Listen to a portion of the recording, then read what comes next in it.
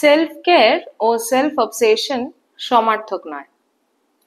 বর্তমানে মানসিক স্বাস্থ্য নিয়ে বেশ অনেকটাই সচেতনতা বাড়ার কারণে কিছু ভালো দিক যেমন দেখা যাচ্ছে, তেমনি আবার মানসিক স্বাস্থ্য সম্বন্ধিত নানান বিষয়ের অনেক ভুল ব্যাখ্যাও হচ্ছে। এমন অনেকের ক্ষেত্রেই দেখা যায় যে তারা কারণে অকারণেই অপরাধ বোধে ভোগেন, আত্মবিশ্বাসের অভাবে নিজের ওপরেই অনেক বেশি চাপ সৃষ্টি করেন, নিজের প্রতি একটা অবাস্তব প্রত্যাশা তৈরি করে রাখেন এবং সেটা পূরণ করতে না পেরে হতাশাগ্রস্ত হয়ে পড়েন। অনেকে আবার ঘরে বাইরে সবটা একা হাতে সামলাতে গিয়ে নিজের শরীরের যত্নকে অগ্রাহ্য করে ফেলেন। ফলে সময়ের সঙ্গে একটা হতাশা তৈরি হয়, যা ক্রমশ খিটখিটে মেজাজের কারণ হয়ে দাঁড়ায়। এতে স্বাভাবিকভাবেই প্রিয়জনেদের সঙ্গে সম্পর্কেও কিন্তু একটা তিক্ততা গড়ে ওঠে। এইসব ক্ষেত্রে আত্মযত্ন খুবই গুরুত্বপূর্ণ। আবার কখনো জীবনের কোনো জটিল অভিজ্ঞতা থেকে বেরিয়ে আসতেও সেলফ কেয়ার অত্যন্ত গুরুত্বপূর্ণ ভূমিকা পালন করে। বিউটি পার্লারে যাওয়ার সঙ্গে সেলফ কেয়ারকে গুলিয়ে ফেলা ভুল। যথাযথ সেলফ কেয়ারের মাধ্যমে হিলিং ভেতর থেকে শুরু হয়, যা আত্মোপলব্ধি তৈরি করে এবং আপনাকে আত্মবিশ্বাসী হয়ে উঠতে সাহায্য করে।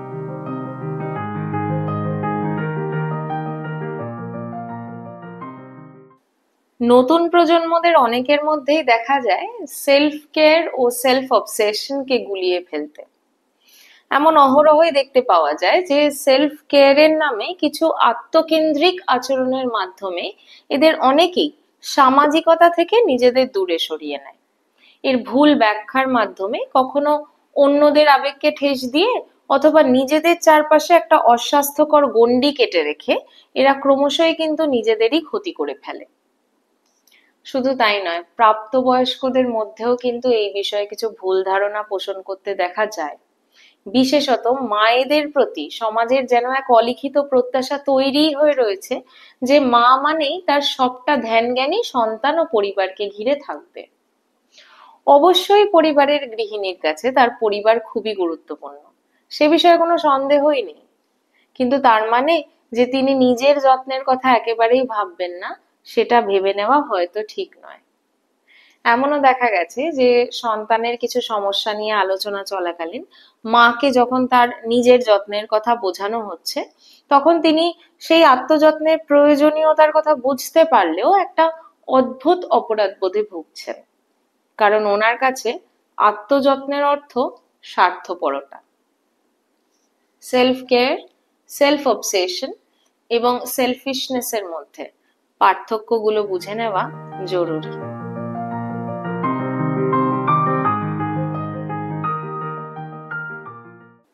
সেলফ কেয়ার, সেলফ অবসেশন এবং সেলফিশনেসের মধ্যে পার্থক্যগুলো বুঝে নেওয়া জরুরি।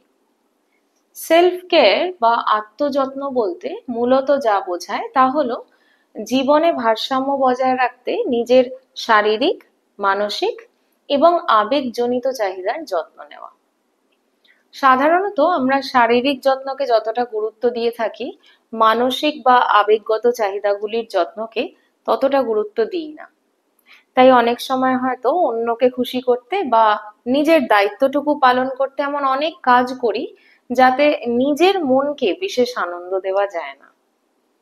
বারে বারে এই ধরনের অ্যাডজাস্টমেন্টের নামে করা কম্প্রোমাইজ গুলো চলতে থাকলে স্বাভাবিকভাবেই সেটা একটা অভ্যেসে দাঁড়িয়ে যায় এবং আমরা যতই অস্বীকার করি না কেন, বারবার মনকে অখুশি করে কোনো কাজ করতে থাকলে ক্রমেই কিন্তু একটা হতাশা ভাব তৈরি হয়। এই কারণেই এই আলোচনাটি করা, কারণ অধিকাংশ ক্ষেত্রে দেখা যায় বড়দের এইসব হতাশা বা ফ্রাস্ট্রেশনের প্রভাব সরাসরি এসে পড়ে বাড়িতে থাকা ছোট বাচ্চাদের ওপর। অনেক সময় এই হতাশা থেকে বড়দের মধ্যে একটা বিরক্তি ভাবের তৈরি হয়, যার ফলে ছোট ছোট কারণে বাচ্চাদের ভুল ধরতে থাকা, ওদের কারণে অকারণে বকাবকি করা, নানান সুবিধা অসুবিধার জন্য কথায় কথায় ওদেরকে দায়ী করা, অন্য সদস্যদের সঙ্গে কথা কাটাকাটি, বাড়িতে একটা গম্ভীর পরিবেশ তৈরি হয়ে থাকা ইত্যাদিগুলো অহরহই দেখা যায়। লম্বা সময় ধরে এগুলো চলতে থাকলে কিন্তু বাড়ির বাচ্চাদের মনে একটা ভয় বসে যায়, যা ক্রমে তাদের আত্মবিশ্বাসে আঘাত হানে। এই ধরনের পরিস্থিতি সামাল দেওয়ার প্রথম ধাপ হিসেবে বাড়ির বড়রা সেলফ কেয়ার বা নিজের যত্নের ওপর খানিক নজর দিতেই পারেন।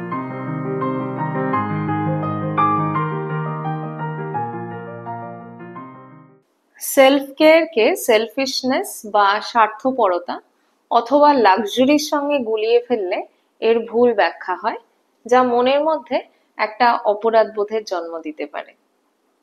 সেলফ কেয়ার বা আত্মযত্নের অর্থ হলো সচেতনভাবে সহানুভূতিশীলতার সঙ্গে নিজেকে পুনর্গঠন করা, যাতে আমরা অপরকে সম্মান করতে পারি এবং তাদের প্রতি আমাদের ভালোবাসাকে সমৃদ্ধ করতে পারি। অর্থাৎ সোজা কথায় নিজেকে ভালো রাখা, যাতে আরো ভালোভাবে অন্যকে ভালোবাসা যায়। উদাহরণ হিসেবে বলা যেতে পারে যে দিনে একটা যে কোনো সময় 15 থেকে 20 মিনিট আপনার ফোনটা বন্ধ করে দিয়ে শুধুমাত্র নিজের সঙ্গে সময় কাটালেন। বেশি কিছু নয়, 1 কাপ কফি বা চা নিয়ে চুপচাপ বসলেন বা জার্নালিং করলেন। অথবা আমাদের মানসিক সুস্থতার জন্য যা বিশেষভাবে প্রয়োজন, সেটা হলো প্রয়োজনে না বলতে শেখা, সেটাই অভ্যেস করলেন। ছোটদের ক্ষেত্রে পজিটিভ সেলফ টক একদম ছোট বয়স থেকে অভ্যেস করানো সেলফ কেয়ারেরই উদাহরণ।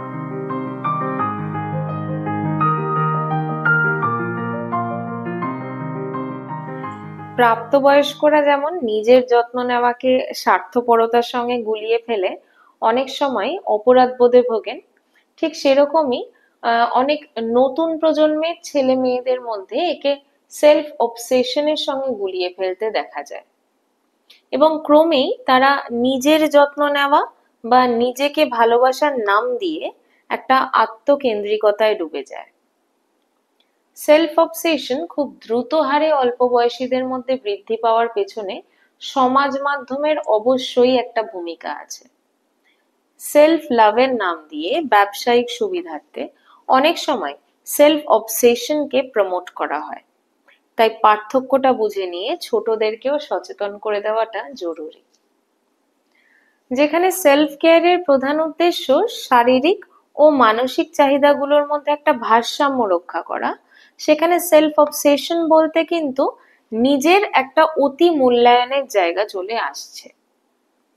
আত্মযত্নের মাধ্যমে মনের মধ্যে শান্তি ও স্বস্তি অনুভূত হয়, যা দায়িত্ব বোধের জন্ম দেয়। সেখানে সেলফ অবসেশন বা নিজের প্রতি আসক্তি একটা অহং বোধ জাগ্রত করে, যা ক্রমশ সবকিছুকে অতিরিক্ত নিয়ন্ত্রণ করার একটা প্রবণতা তৈরি করে দেয়। সেলফ কেয়ারে নিজের যত্নের পাশাপাশি যেমন অন্যদের অনুভূতিরও খেয়াল রাখা যায়, সেলফ অবসেশনে কিন্তু অন্যের অনুভূতির প্রতি বিশেষ যত্নশীল হতে দেখা যায় না, বরং সেখানে অপরের অনুভূতিকে অনেক সময় উপেক্ষা করার একটা প্রবণতা দেখা যায়। সেলফ কেয়ারে প্রয়োজনে না বলতে শেখা যায়, যা অনেক সময় অনেক অবাঞ্ছিত বিপদ থেকে আপনাকে রক্ষা করে।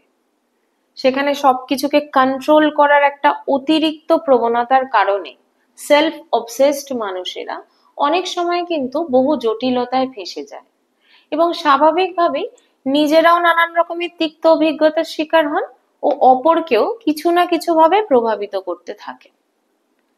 সেলফ কেয়ারে সহানুভূতিশীলতার সঙ্গে নিজের সীমাবদ্ধতাগুলির বিচার করা যায়। সেখানে সেলফ অবসেসডদের মধ্যে নিজেদের সীমাবদ্ধতাগুলিকে অস্বীকার করার এবং একই সঙ্গে অন্যকে প্রবলভাবে দোষারোপ করতে দেখতে পাওয়া যায়। সেলফ অবসেশনের ক্ষেত্রে নিজের মতামতকে অপরের ওপরে চাপিয়ে দেওয়ার প্রবণতা খুব বেশি দেখা যায়।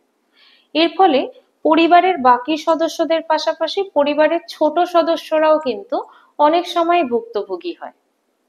সেলফ অবসেশনে অভ্যস্ত মানুষেরা সবকিছুর সঙ্গেই নিজেদের একটা সংযোগ খুঁজে নেওয়ার চেষ্টা করেন এবং ওদেরকে কেন্দ্র করেই সবকিছু ঘটছে এমন একটা ভ্রান্ত ধারণাও অনেক সময় মনের মধ্যে পোষণ করে থাকেন। সেলফ কেয়ারে কোনো জাঁকজমক থাকে না।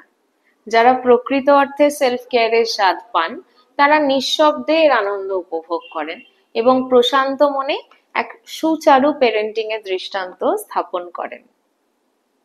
সেলফ অবসেসড মানুষদের, যেখানে মূল মন্ত্র হলো আমিই হর্তা কর্তা বিধাতা, সেখানে সেলফ কেয়ারে বিশ্বাসী মানুষদের মন্ত্র থাকে নিজে ভালোভাবে বাঁচো ও অপরকেও ভালোভাবে বাঁচতে দাও।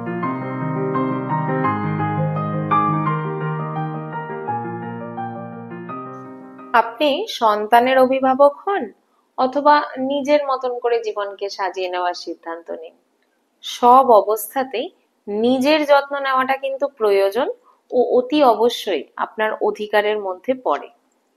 তাই অযথা আত্মযত্নকে স্বার্থপরতার সঙ্গে গুলিয়ে না ফেলাই ভালো। সেলফ কেয়ারের মাধ্যমে আপনি আপনার মানসিক ও শারীরিক সুস্থতা নিশ্চিত করছেন। ফলে আপনার জটিল আবেগগুলো যেমন রাগ, অভিমান, ঈর্ষা, বিরক্তি ইত্যাদির যথাযথ উপলব্ধি করতে পেরে এর যে একটা অস্বাস্থ্যকর বহিঃপ্রকাশ অন্যের ওপরে হতে পারে সেটাকে অনেকটাই নিয়ন্ত্রণ করতে পারছেন। অর্থাৎ শুধু যে নিজে ভালো থাকছেন তাই নয়, আপনার আশেপাশের মানুষদেরকেও ভালো থাকতে সাহায্য করছেন। স্বার্থপরতার অর্থ কিন্তু অন্যদের চাহিদা বা অনুভূতির তোয়াক্কা না করে শুধু নিজের লাভ দেখা। এতে সামাজিক সম্পর্কের জায়গাগুলো যে ক্ষতিগ্রস্ত হতে পারে সেটা আর আলাদা করে বলে দিতে হয় না। তাছাড়া স্বার্থপরতা কিন্তু কখনোই আত্মসহানুভূতিশীল হতে অর্থাৎ সেলফ কম্প্যাশন শেখায় না, বরং একটা নিরাপত্তাহীনতা বোধের থেকে অপরকে নিয়ন্ত্রণ করতে বা অপরের ওপরে কর্তৃত্ব করার একটা প্রবণতা তৈরি করে দেয়। সহজভাবে আজকের ভাষায় বলতে গেলে সেলফ কেয়ারের অর্থ হলো নিজেকে রিচার্জ করা। এখানে অন্য মানুষকে বা সময়কে নিজের সুবিধা অনুযায়ী ব্যবহারের অর্থাৎ স্বার্থপরতার কোনো জায়গাই নেই। সুতরাং পার্থক্যটা কিন্তু খুবই স্পষ্ট।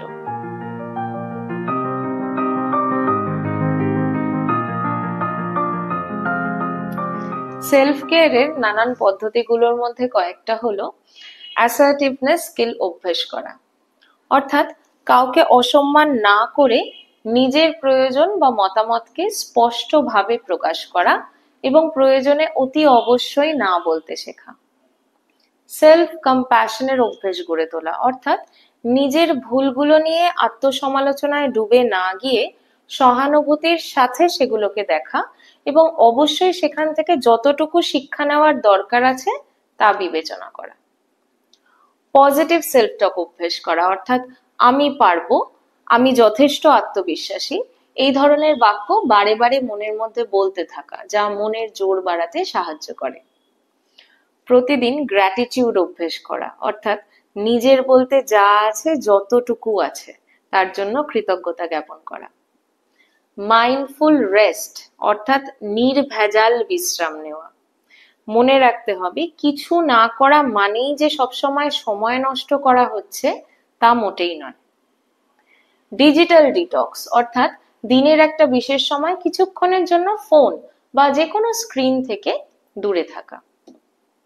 আপনার আত্মবিশ্বাস বা সেলফ কনফিডেন্সকে দৃঢ় করে এমন কিছু কাজ বা অভ্যেস গড়ে তোলা সেলফ কেয়ারের মধ্যেই পড়ে।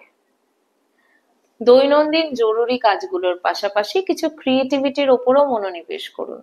এতে জমে থাকা আবেগগুলো একটা শৈল্পিক রূপ পায়, যা মনকে শান্ত রাখতে সাহায্য করে। এর সঙ্গে শরীরকে সক্রিয় রাখে এমন কিছু অ্যাক্টিভিটিস যেমন নৃত্য, সাঁতার, হাঁটা, স্ট্রেচিং ইত্যাদি যে কোনো একটা সুবিধা মতন বেছে নেওয়া দরকার। আরো দুটো জিনিস যা আত্মযত্নের ক্ষেত্রে বিশেষভাবে প্রয়োজন তা হলো সাহায্য চাই এই কথাটা নির্দ্বিধায় কোনো অপরাধ বোধ ছাড়া বলতে শেখা এবং অতি অবশ্যই যে কোনো সম্পর্কে একে অপরকে স্পেস দেওয়া, নিজের জন্য হেলদি বাউন্ডারিজ তৈরি করা এবং তার সম্মান করা। এর পাশাপাশি মেডিটেশন, জার্নালিং, নতুন যে কোনো অজানা স্কিলস শেখা এবং নিজের পছন্দ অনুযায়ী সাজগোজ চলতেই পারে।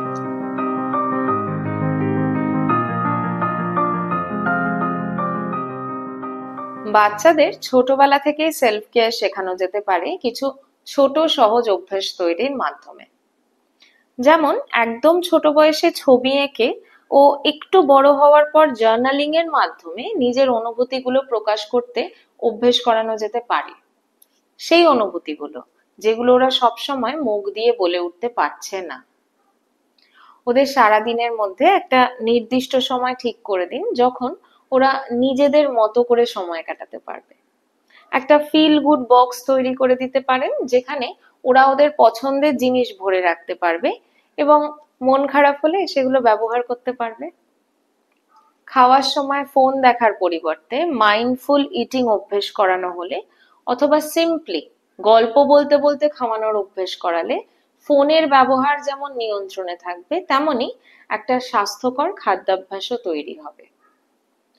প্রতিদিন অতি অবশ্যই অ্যাফার্মেশনস ও গ্র্যাটিটিউড নিয়ম করে ছোটদের অভ্যেস করান। অ্যাফার্মেশনস অভ্যেসের মাধ্যমে ওরা আত্মবিশ্বাসী হয়ে ওঠে এবং গ্র্যাটিটিউডের অভ্যেস যে বাচ্চাদের শুধু নম্র ও বিনয়ী হতে সাহায্য করে তাই নয়, নিয়মিত সঠিকভাবে গ্র্যাটিটিউডের অভ্যাস ছোট ছোট বিষয়ে ওদেরকে হতাশ হওয়া থেকে রক্ষা করে। খেলার ছলে রোল প্লে অভ্যেস করাতে পারেন, যার মাধ্যমে ওর বন্ধুদের বা ওর পরিবারের মানুষদের প্রয়োজনে ও কিভাবে সাহায্য করতে পারে তার একটা অনুশীলন হয়, যা ওকে এমপ্যাথি বিল্ডিং এ সাহায্য করতে পারে।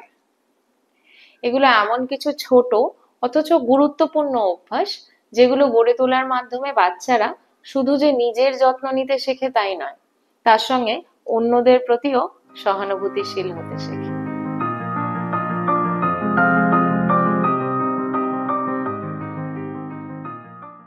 অ্যাডোলেসেন্টদের মধ্যে প্রথমে সেলফ কেয়ারের যথাযথ একটা ধারণা তৈরি করা দরকার। এর পাশাপাশি অভিভাবকদেরও বোঝা দরকার যে আপনি পছন্দ না করলেই যে ওদের মধ্যে বড় হওয়ার লক্ষণগুলো প্রকাশ পাবে না, ব্যাপারটা মোটেই তা নয়।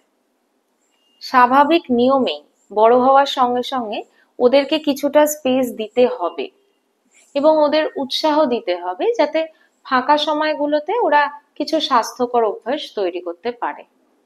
যেমন জার্নালিং করা, কোনো হবি থেকে থাকলে তার চর্চা করা, যে কোনো ধরনের ফিজিক্যাল অ্যাক্টিভিটিস করা, অ্যাফার্মেশনস অভ্যাস করা, সোশ্যাল মিডিয়াতে পুরোপুরি নির্ভরশীল হওয়ার বদলে বাস্তব জীবনে বন্ধু বান্ধবদের সঙ্গে সময় কাটানো, নিজেদের আশেপাশে হেলদি বাউন্ডারিজ গড়ে তোলা ও অন্যের স্পেসকে সম্মান করতে শেখা। এর সঙ্গে খুব গুরুত্বপূর্ণ দুটো জায়গা হলো বডি ইমেজ ইস্যুস এবং এলজিবিটিকিউ প্লাস রিলেটেড কৌতূহল। বর্তমানে এই দুটি বিষয় নিয়েই কিন্তু অ্যাডোলেসেন্টদের মধ্যে বেশ চাঞ্চল্য ছড়িয়ে রয়েছে। বড়রা এই বিষয়গুলো নিয়ে ওদের সঙ্গে আলোচনা এড়িয়ে গেলেই যে ওদের মনে কোনো প্রশ্ন জাগবে না, এই ধরনের ভ্রান্ত ধারণা দয়া করে মনের মধ্যে রাখবেন না। বরং যতটা স্বাভাবিকভাবে সম্ভব ওদের প্রশ্নগুলোর উত্তর খুঁজতে সাহায্য করলে ওদের মনে জমে থাকা কনফিউশন গুলো ধীরে ধীরে কাটতে থাকে। ফলে ওরা অনেক বেশি আত্মবিশ্বাসী হয়ে ওঠে। অভিভাবকদেরকেও সচেতনভাবে কিছু অভ্যেসের বদল আনতে হবে, যা অ্যাডোলেসেন্টদের সেলফ কেয়ারে আখেরে গিয়ে সাহায্য করবে। যেমন ওদের অনুপস্থিতিতে ওদের ডায়েরি বা চ্যাটস না পড়া, অর্থাৎ ওদের প্রাইভেসিকে সম্মান দেওয়া। বড়দের পছন্দ অনুসারে ওদের ক্যারিয়ার চয়েস করতে বাধ্য না করা। পড়াশোনার কারণে ওদের পছন্দের কোনো এক্সট্রা কারিকুলার ক্লাসেস হঠাৎ করে বন্ধ করে না দেওয়া। দিনের একটা যে কোনো সময় ওদেরকে কোনো রকম সমালোচনা ছাড়া ওদের মতো করে সময় কাটাতে দেওয়া। এবং অতি অবশ্যই যদি দেখেন ওরা কোনো ইমোশনাল ডিফিকাল্টিজ এর মধ্যে দিয়ে যাচ্ছে, সেক্ষেত্রে বারে বারে ওদের প্রশ্ন করে বা বকাবকি সমালোচনা করে ব্যতিব্যস্ত করে না দিয়ে বরং নিঃশব্দে ওদের পাশে বসুন। মাথায় হাত বুলিয়ে দিয়ে শুধু এইটুকু জানিয়ে রাখুন যে প্রয়োজনে আপনি ওর পাশে আছেন। অথবা ও যদি কিছু শেয়ার করে তখন অতি অবশ্যই বিনা কোনো সমালোচনা করে অথবা বিনা কোনো মতামত প্রকাশ করে ধৈর্য ধরে ওর সব কথা শুনুন। আনইন্টারাপ্টেড অ্যাক্টিভ লিসেনিং মা বাবা ও সন্তানের মাঝে একটা ব্রিজ তৈরি করে, যা ওদের ইমোশনালি সিকিউর থাকতে সাহায্য করে। ফলে ওদের আত্মযত্নের জায়গাটা কিন্তু অনেকটাই সহজ হয়ে যায়।